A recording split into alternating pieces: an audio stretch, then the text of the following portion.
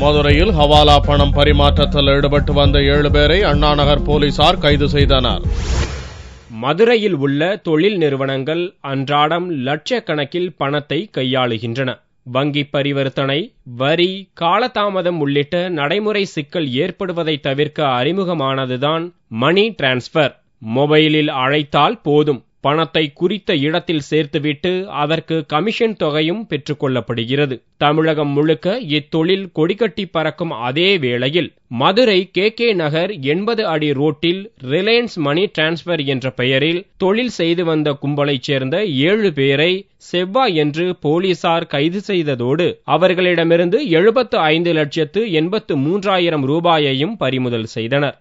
5 ஆண்டுகளுக்கும் மேலாக சட்டவிரோதமாக நடந்து வந்த இந்த தொழிலால் அரசுக்கு லட்சக்கணக்கில் வருவாய் இழப்பு ஏற்பட்டுள்ளதாகவும், மேலும் இக்கும்பலுடன் தொடர்புடையவர்களை தனிப்படை அமைத்து தேடி வருவதாகவும் போலீஸ் தரப்பில் தெரிவிக்கப்பட்டது.